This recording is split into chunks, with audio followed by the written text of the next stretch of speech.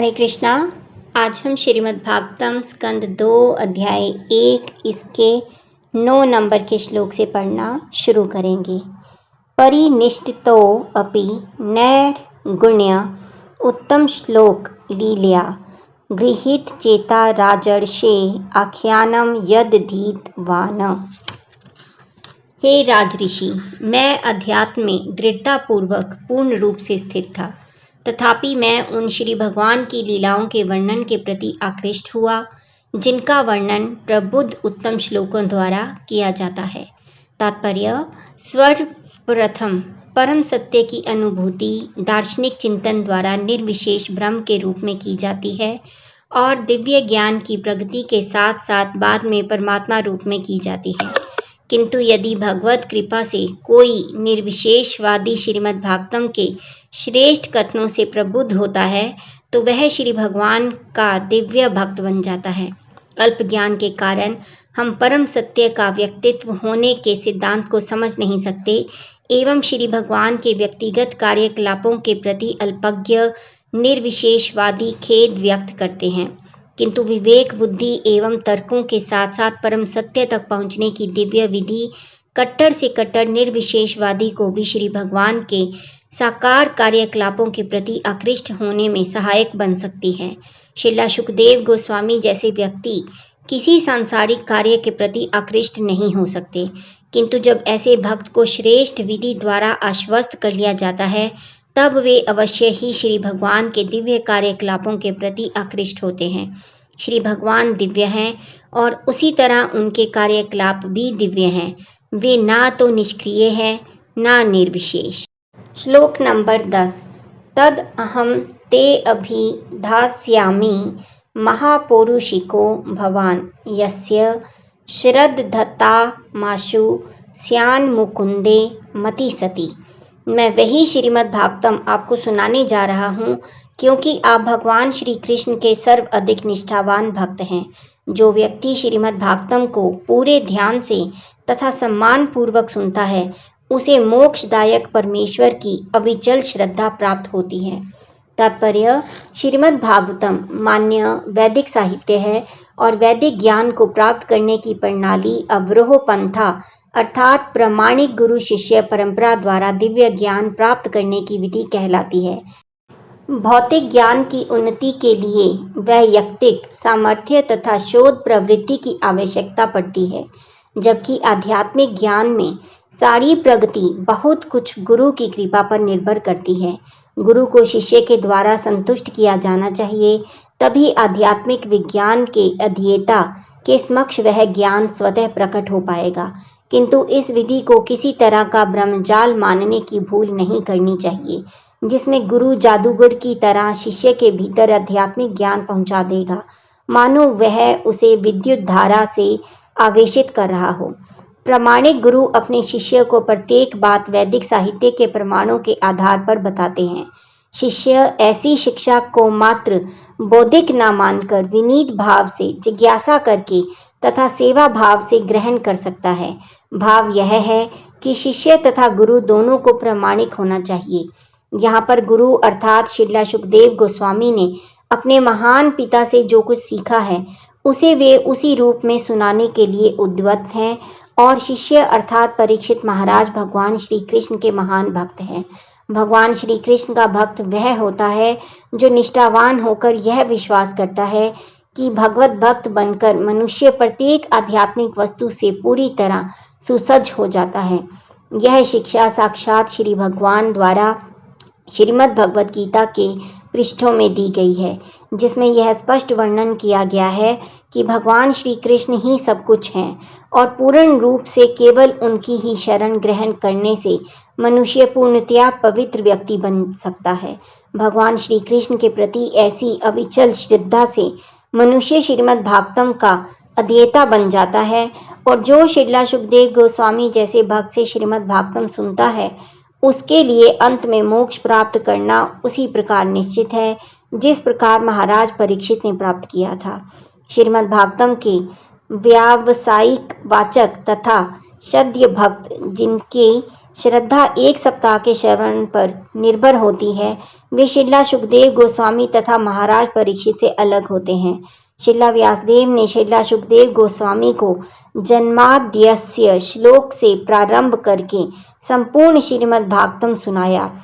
अतएव श्रीला सुखदेव गोस्वामी ने भी राजा को पूरा श्रीमद् भागवतम सुनाया। भगवान श्री कृष्ण को उनके भक्तिमय स्वरूप में भगवान श्री चैतन्य महाप्रभु के रूप में श्रीमद् भागवतम के 11वें स्कंद में महापुरुष के रूप में बताया गया है। श्री चैतन्य महाप्रभु अपने भक्तिमय भाव में साक्षात भगवान श्री कृष्ण हैं, जो कलयुग के पतित आत्माओं पर विशेष कृपा करने के लिए पृथ्वी पर अवतरित हुए थे। भगवान श्री कृष्ण के इस महापुरुष स्वरूप की स्तुति करने के उपयुक्त 2 श्लोक हैं। ध्येयं सदा परिभवग्नमभीष्टदोहम् तीर्थास्पदं शिवविरिञ्चिनुतं शरण्यं भृत्यार्तिहं प्रणतपालभवाब्धिपोतं वन्दे महापुरुष ते चरणारविन्दं त्यक्त्वा सुदस्त्यजसो सुरेऽपि सीताराज्यलक्ष्मी धर्मिष्ठ आर्यवचसा यद्गादरण्यं मायामृगं दैते येप्सित मनवदवादं वन्दे महापुरुष ते चरणारविन्दम। श्रीमद् भागवतम 11.5.33 से लेकर 34 तक। दूसरे शब्दों में पुरुष का अर्थ है भोक्ता और महापुरुष का अर्थ है परम भोक्ता या पूर्ण पुरुषोत्तम भगवान श्री कृष्ण। जो व्यक्ति परमेश्वर श्री कृष्ण के पास पहुंचने के योग्य है वह महापौरुषिक कहलाता है। जो कोई श्रीमद् भागवतम को प्रामाणिक वाचक से ध्यान पूर्वक सुनता है वह निश्चित रूप से मोक्ष के प्रदाता श्री भगवान का निष्ठावान भक्त बन जाता है।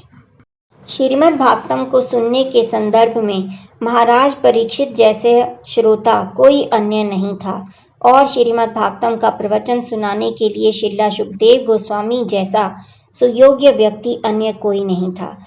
इसलिए जो भी आदर्श वाचक या आदर्श श्रोता श्रीला सुखदेव गोस्वामी तथा महाराज परीक्षित के पद चिन्हों का अनुसरण करता है, निसंदेह वह उन्हीं की तरह मोक्ष प्राप्त करेगा। महाराज परीक्षित को केवल श्रवण द्वारा मोक्ष मिला और श्रीला सुखदेव गोस्वामी ने केवल प्रवचन करके मोक्ष प्राप्त किया। प्रवचन, कीर्तन तथा श्रवण 9 भक्तिमय कार्यों में से 2 कार्य हैं और इन सिद्धांतों के आंशिक या समग्र रूप में दृढ़ता से पालन करने से मनुष्य को परम पद प्राप्त हो सकता है। अतएव श्रीमद् भागवतम का संपूर्ण पाठ जन्माद्यस्य श्लोक से प्रारंभ करके 12वें स्कंद के अंतिम श्लोक तक महाराज परीक्षित की मोक्ष प्राप्ति के निमित्त श्रीला सुखदेव गोस्वामी द्वारा सुनाया गया।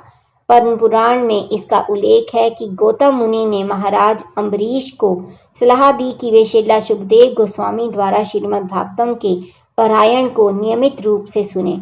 यहाँ इसकी पुष्टि की गई है कि महाराज अम्बरीश ने श्रीमद् भागवतम को आदि से अंत तक उसी रूप में सुना जिस रूप में श्रीला सुखदेव गोस्वामी ने उसका प्रवचन किया। अतएव जिसकी रुचि श्रीमद् भागवतम में है उसे चाहिए कि वह कुछ अंश यहाँ से और कुछ अंश वहाँ से पढ़कर उसके साथ खिलवाड़ ना करे, अपितु वह महाराज अम्बरीश अथवा महाराज परीक्षित जैसे महान राजाओं के पद चिन्हों का अनुसरण करे और उसे श्रीला सुखदेव गोस्वामी के किसी प्रामाणिक प्रतिनिधि से ही प्रवचन सुने।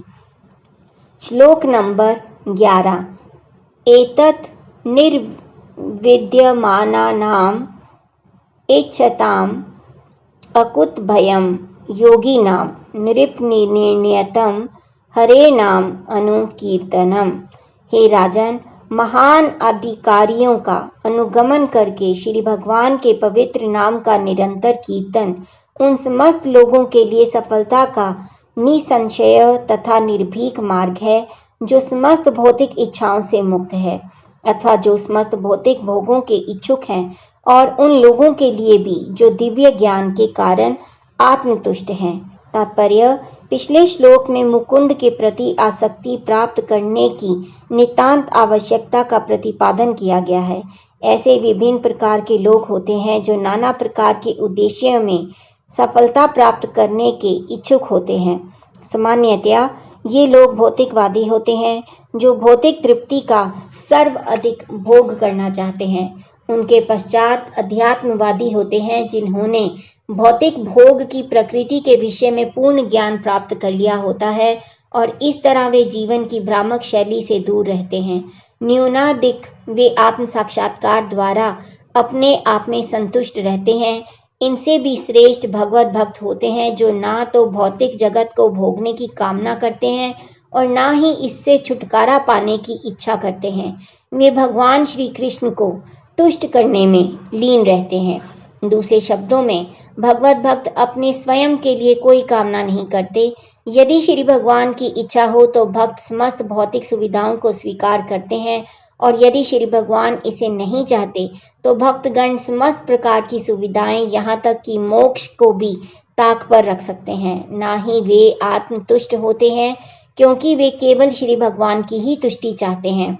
इस श्लोक में श्रीला सुखदेव गोस्वामी श्री भगवान के दिव्य कीर्तन की संस्तुति करते हैं। श्री भगवान के पवित्र नाम के निरपराध भाव से कीर्तन तथा श्रवण से मनुष्य पहले श्री भगवान के दिव्य रूप से परिचित होता है, फिर श्री भगवान के गुणों से और तब उनकी लीलाओं इत्यादि की दिव्य प्रकृति से परिचित होता है।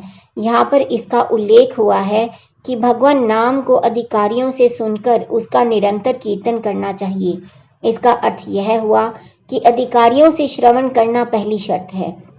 पवित्र नाम का श्रवण करते रहने से मनुष्य क्रमशः श्री भगवान के रूप, गुण, लीलाओं आदि के विषय में श्रवण करने की अवस्था को प्राप्त होता है और इस तरह उत्तरोत्तर उनकी महिमा के कीर्तन की आवश्यकता उत्पन्न होती है। यह विधि न केवल भक्तिमय सेवा की सफल संपन्नता के लिए संस्तुत की गई है, अपितु उन लोगों के लिए भी संस्तुत की गई है जो भौतिक रूप से आसक्त हैं। श्रीला सुखदेव गोस्वामी के अनुसार सफलता प्राप्त करने की यह सुस्थापित विधि है जो न केवल उनके द्वारा अपितु समस्त अन्य पूर्ववर्ती आचार्यों द्वारा निश्चित की गई है।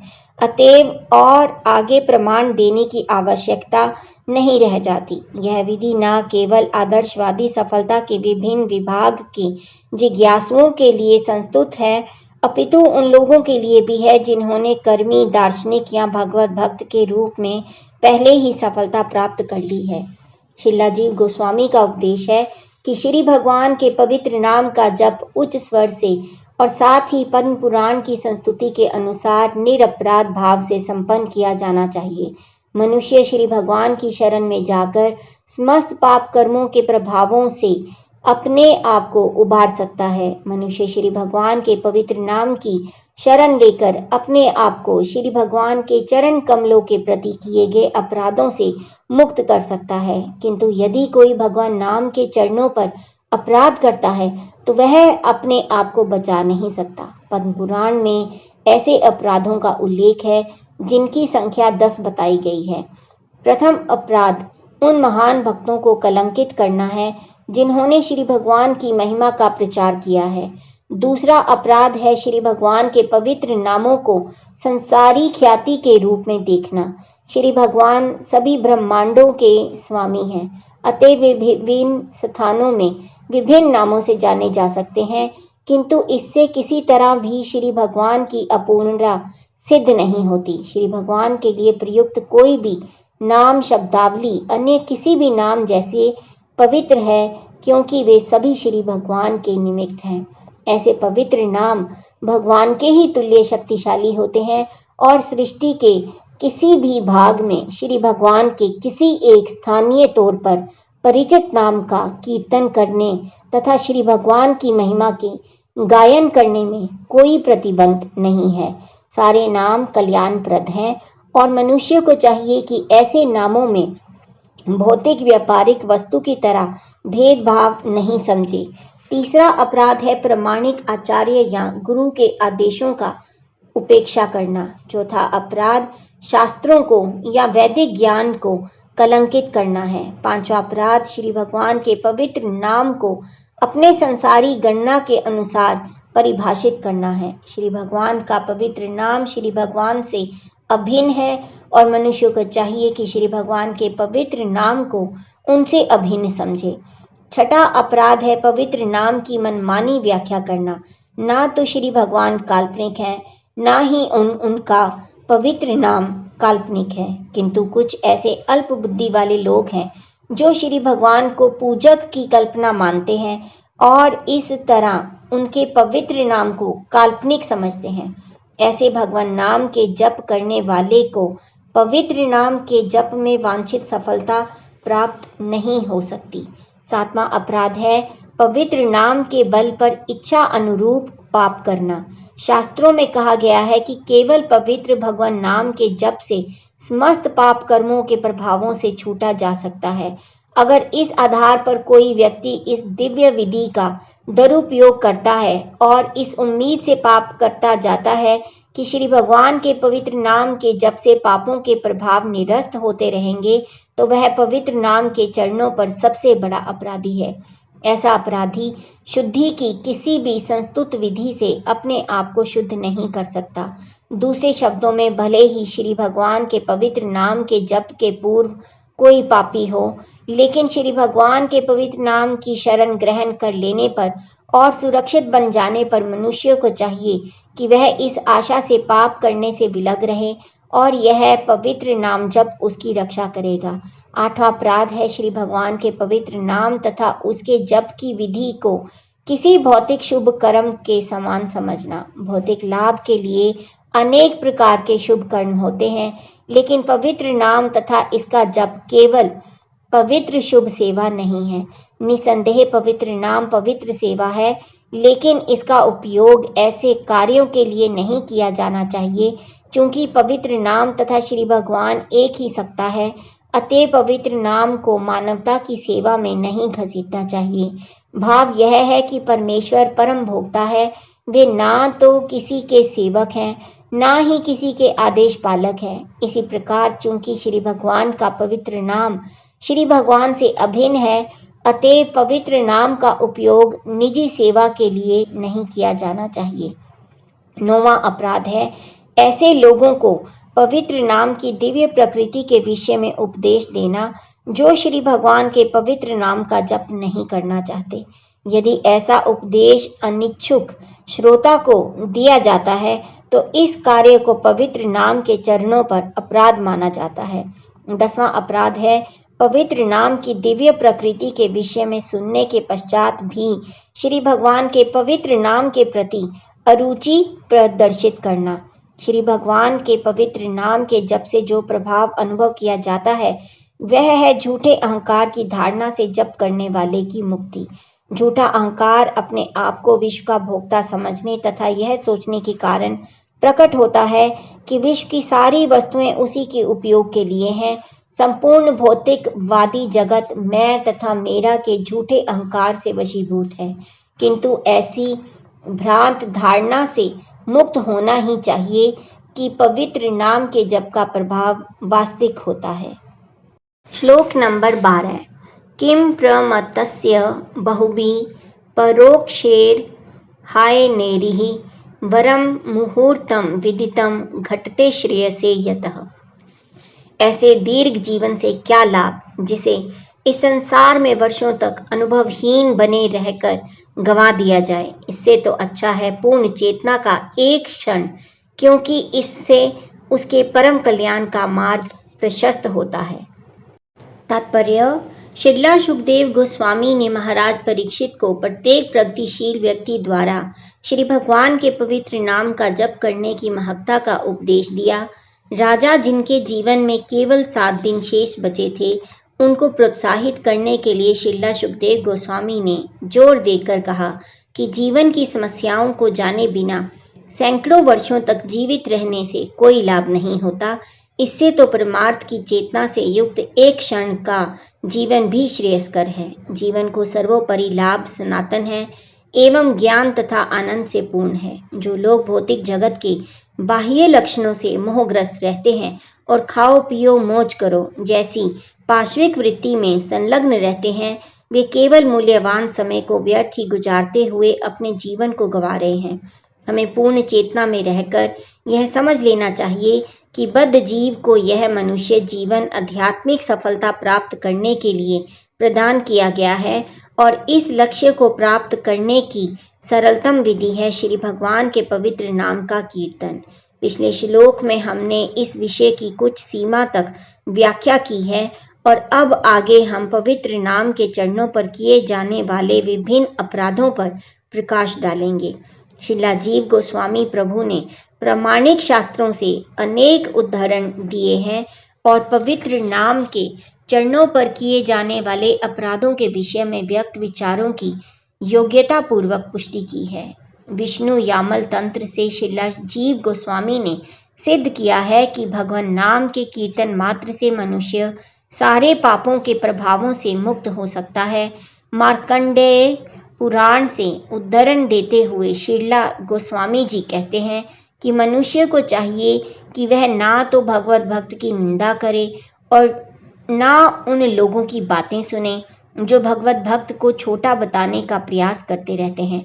भक्त को चाहिए कि निंदक की जीभ काटकर उसे निंदा करने से रोके और यदि ऐसा ना कर सके तो उसे चाहिए कि भगवत भक्त की निंदा सुनने की अपेक्षा आत्मघात कर ले।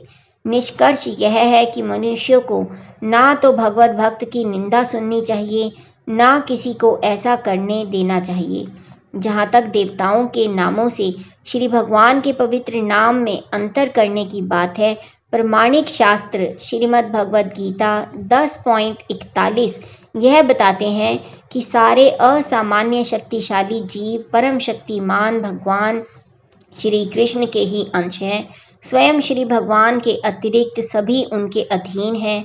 कोई भी श्री भगवान से स्वतंत्र नहीं है, क्योंकि कोई भी ना तो परम भगवान की शक्ति से अधिक शक्तिमान या उसके तुल्य है। अतः किसी का नाम श्री भगवान के नाम के समान शक्तिशाली नहीं हो सकता। श्री भगवान के पवित्र नाम के कीर्तन मात्र से मनुष्य समस्त स्तोत्रों से एक ही समय घटित होने वाली नियत शक्ति प्राप्त कर सकता है। अतएव श्री भगवान के परम पवित्र नाम की समता अन्य किसी नाम से नहीं करनी चाहिए। ब्रह्मा, शिव या अन्य शक्तिशाली देवता कभी परम भगवान श्री विष्णु के तुल्य नहीं हो सकते। श्री भगवान का शक्तिशाली पवित्र नाम निश्चित रूप से मनुष्य को पाप के प्रभावों से उबार सकता है, किंतु जो व्यक्ति श्री भगवान के पवित्र नाम की दिव्य शक्ति का उपयोग अपने कुत्सित कार्यों के लिए करना चाहते हैं, वे संसार में सबसे पतित व्यक्ति होते हैं। ऐसे व्यक्तियों को श्री भगवान या उनके प्रतिनिधि कभी भी क्षमा नहीं करते। अतएव मनुष्य को चाहिए कि सभी प्रकार से बिना किसी अपराध के अपने जीवन का उपयोग श्री भगवान के यशोगान में करे। जीवन का ऐसा कार्य भले ही वह एक क्षण का क्यों न हो, उसकी तुलना अज्ञानमय दीर्घ जीवन से नहीं की जा सकती। जैसे वृक्ष या अन्य जीवों का दीर्घ जीवन, जो किसी प्रकार की आध्यात्मिक प्रगति किए बिना हजारों वर्षों तक जीवित रह सकते हैं। श्लोक नंबर 13। कट्वांग नाम राज ऋषि ज्ञात्वा एताम इह आयुष मुहूर्तात् सर्वम उत्सृज्य गतवान अभ्यम हरिम। राजऋषि खट्वांग को जब यह सूचना दी गई कि उनकी आयु का केवल एक क्षण मुहूर्त शेष है, तो उन्होंने तुरंत अपने आप को समस्त भौतिक कार्यकलापों से मुक्त करके परम रक्षक श्री भगवान की शरण ले ली। तात्पर्य: पूरी तरह से प्रतिबद्ध व्यक्ति को अपने वर्तमान मनुष्य जीवन के मूल कर्तव्य का ज्ञान होना चाहिए। भौतिक जीवन की तुरंत की आवश्यकताओं की पूर्ति के लिए किया गया कर्म ही सब कुछ नहीं है। मनुष्य को अगले जीवन में श्रेष्ठतम पद प्राप्त करने के लिए अपने कर्तव्य के प्रति सजग रहना चाहिए। मनुष्य जीवन हमें इसी मुख्य कर्तव्य की तैयारी करने के लिए मिला है। यहाँ पर महाराज खट्वांग का उल्लेख राजऋषि के रूप में हुआ है, क्योंकि वे अपने ऊपर राज्य प्रबंध का उत्तरदायित्व होते हुए भी अपने जीवन के मुख्य कर्तव्य को भूले नहीं थे। यही हाल महाराज युधिष्ठिर तथा महाराज परीक्षित जैसे अन्य राजऋषियों का भी था। वे अपने मुख्य कर्तव्य को निभाने के प्रति जागरूक रहने के कारण उदाहरण रूप आदर्श व्यक्ति थे। महाराज खटवांग को देवताओं ने असुरों से युद्ध करने के लिए स्वर्ग में बुलाया था और राजा के रूप में उन्होंने देवताओं को पूरी तरह संतुष्ट करते हुए युद्ध किया।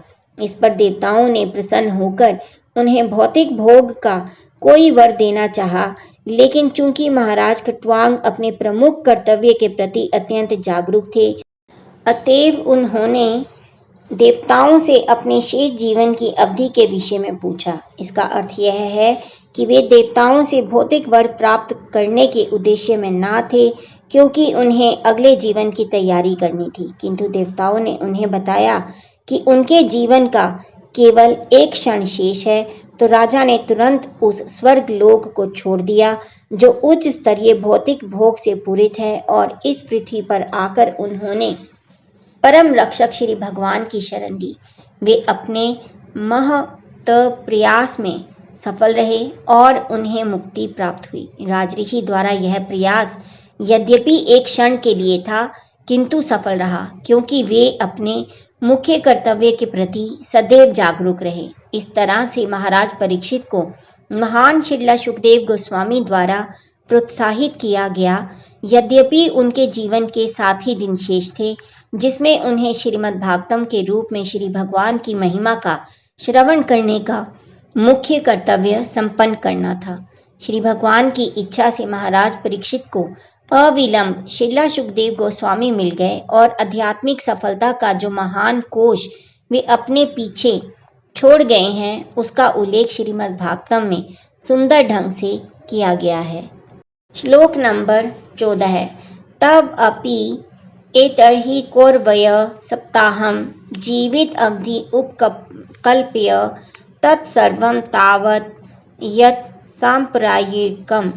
हे महाराज परीक्षित, जब आपकी आयु के और 7 दिन शेष हैं, अतएव इस अवधि में आप उन समस्त अनुष्ठानों को संपन्न कर सकते हैं जो आपके अगले जीवन के परम कल्याण के लिए आवश्यक हैं। तात्पर्य, महाराज खटवांग जिन्होंने अत्य अल्प समय में अपने अगले जीवन के लिए अपने आप को तैयार कर लिया था, उनका उदाहरण प्रस्तुत करने के पश्चात शिला सुखदेव गोस्वामी ने महाराज परीक्षित को यह कहकर प्रोत्साहित किया कि चूंकि उनके पास अब भी 7 दिन शेष हैं, अतएव वे अगले जीवन की तैयारी के लिए इस समय का सदुपयोग सरलता से कर सकते हैं। एक तरह से गोस्वामी जी ने महाराज परीक्षित को बताया कि वे श्री भगवान के शब्द रूप की शरण ग्रहण कर लें, क्योंकि उनके जीवन के अब भी 7 दिन शेष हैं और इस प्रकार से वे मुक्त हो लें। दूसरे शब्दों में, श्रीला सुखदेव गोस्वामी ने जिस तरह महाराज परीक्षित को श्रीमद् भागवतम सुनाया था, उसी रूप में उसका श्रवण करके प्रत्येक व्यक्ति अगले जीवन की अच्छी तरह तैयारी कर सकता है। ये अनुष्ठान औपचारिक नहीं है, अपितु कुछ अनुकूल बातें हैं जिनका पालन करना होता है और जिनका उपदेश आगे दिया गया है। हरे कृष्णा। आज का पठन हम यहीं समाप्त करेंगे और कल हम श्लोक नंबर 15 से फिर से शुरू करेंगे। तब तक आप जपते रहिए हरे कृष्णा कृष्णा कृष्णा हरे हरे, हरे राम राम राम हरे हरे। हरि बोल।